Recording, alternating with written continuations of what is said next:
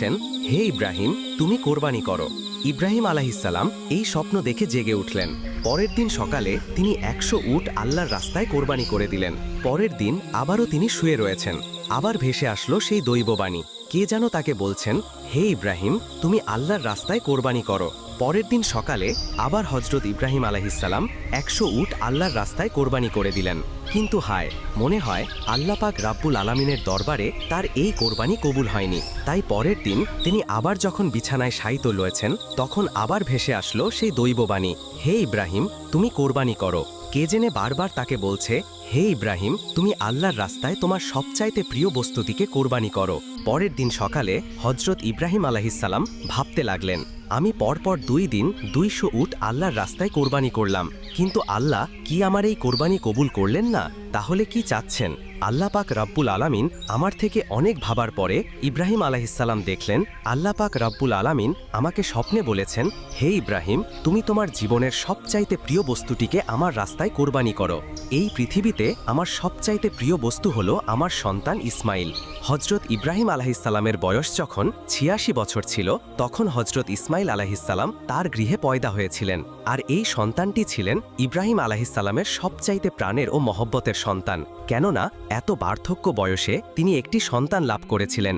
এই সন্তানটি ছিল তার বংশধারা জারি রাখার একমাত্র মাধ্যম। কিন্তু আল্লাহ পাক রাব্বুল আলামিন যখন তাকে এই প্রিয় সন্তানটি কোরবানি করার জন্য বারবার তাকে আদেশ দিলেন, ইব্রাহিম আলাইহিসসালাম মনে মনে ধীর সংকল্প করে বললেন, এটাই যদি আল্লাহর অভিপ্রায় হয়, তাহলে যে ইসমাইলকে তার রাস্তায় কোরবানি করতে হবে, তাহলে আমি পিছপা হব না। আল্লাহ পাক রাব্বুল আলামিনের মহব্বত ও ভালোবাসা পাওয়ার পথে দুনিয়ার কোনো কিছুই আমার জন্য বাধা হয়ে দাঁড়াতে পারবে না। এরপরে আল্লাহর নবী হজরত ইব্রাহিম আলাইহিসসালাম তার একমাত্র পুত্র ইসমাইলকে আল্লাহর রাস্তায় কোরবানি করার জন্য দৃঢ় সংকল্প করলেন। যেই ভাবা সেই কাজ। ইব্রাহিম আলাইহিসসালাম তার সন্তান বালককে ইসমাইলকে ডেকে বললেন, হে বৎস, তুমি গোসল করে সুন্দর সুসজ্জিত কাপড় পরে তৈরি হয়ে নাও, আমি তোমাকে নিয়ে একটি দাওয়াতে যাব। শিশু ইসমাইল আলাইহিসসালাম ছোটবেলা থেকেই আত্মীয় স্বজন ও পিতার মহব্বত ছাড়াই লালিত পালিত হয়েছিলেন। ছোটবেলা থেকেই পিতা তার সঙ্গে ছিল না। যখন বালক ইসমাইল আলাইহিসসালাম শুনলেন পিতা তাকে নিয়ে এক জায়গায় দাওয়াতে যাবেন, বালক ইসমাইল মনের আনন্দে নেচে উঠল। তখন তিনি মাতা হাজেরার কাছে গিয়ে বললেন, আম্মাজান, আপনি কি শুনছেন? আব্বাজান আমাকে কি বলছে? আমাকে নিয়ে তিনি নাকি এক জায়গায় দাওয়াত খেতে যাবে। ও আম্মাজান, আপনি তাড়াতাড়ি করে আমাকে গোসল করিয়ে দিন, আমার উত্তম পোশাক সজ্জিত করে দিন, আমি আব্বার সাথে দাওয়াত খেতে যাব। তখন ইসমাইল আলাইহিসসালাম বললেন, আমার যে আর তর্স হইছে না। তখন বিবি হাজেরা বললেন, সত্যিই কি তিনি তোমাকে নিয়ে দাওয়াত খেতে যাবে? হজরত ইসমাইল আলাইহিসসালাম বললেন, আপনি তাকেই জিজ্ঞেস করে দেখুন না। এরপরে বিবি হাজেরা আলাইহিসসালাম ইব্রাহিম আলাইহিসসালামকে জিজ্ঞেস করলেন, ও আমার প্রাণের স্বামী, আমি কি শুনলাম আপনি নাকি ইসমাইলকে নিয়ে একটি দাওয়াতের কাজে যাবেন এবং দাওয়াত খেতে যাবেন? ইব্রাহিম আলাইহিসসালাম বললেন, ও হাজেরা, তুমি ঠিকই শুনছ, ইসমাইলকে গোসল করিয়ে সুন্দর পোশাক পরিয়ে সুসজ্জিত করে দাও, আমি তাকে নিয়ে এক দাওয়াতে যাব। প্রিয় দর্শক, অনেকের মনে হতে পারে হজরত ইব্রাহিম আলাইহিসসালাম আল্লাহর নবী হয়ে বিবি হাজেরা ও ইসমাইল আলাইহিসসালামের সাথে একটা মিথ্যা কথা বলেছেন, কিন্তু মূলত জাতির পিতা ইব্রাহিম আলাইহিসসালাম তাদের সাথে মিথ্যা কথা বলেননি। গভীরভাবে যদি চিন্তা করা হয়, তাহলে ইব্রাহিম আলাইহিসসালামের এই কথাটি সঠিক ও বাস্তবসম্মত ছিল।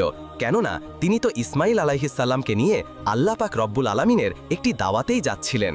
এরপরে বিবি হাজেরা আলাইহিসসালাম বালক ইসমাইলকে উত্তম রূপে গোসল করিয়ে সুন্দর পোশাক পরিয়ে সুসজ্জিত করে ইব্রাহিম আলাইহিসসালামের কাছে নিয়ে আসলেন।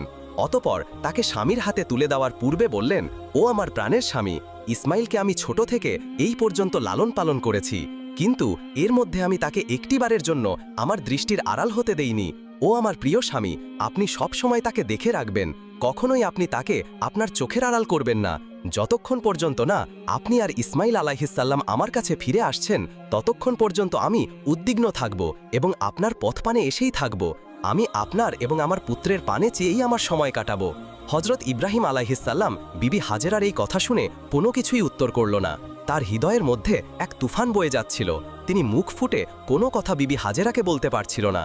তার অশ্রু যেন দুচোখ বেয়ে বেরিয়ে আসতে চাচ্ছিল, কিন্তু তিনি তার অশ্রুগুলোকে আল্লাহ পাক রব্বুল আলামিনের মহাব্বতের দরিয়ায় চাপা দিয়ে রেখেছিলেন। এরপরে হজরত ইব্রাহিম আলাইহিসসালাম বালক ইসমাইলকে নিয়ে চলতে লাগলেন মিনার পাহাড়ের দিকে। অভিশপ্ত ইবলিশ যখন দেখল জাতির পিতা হজরত ইব্রাহিম আলাইহিসসালাম আল্লাহ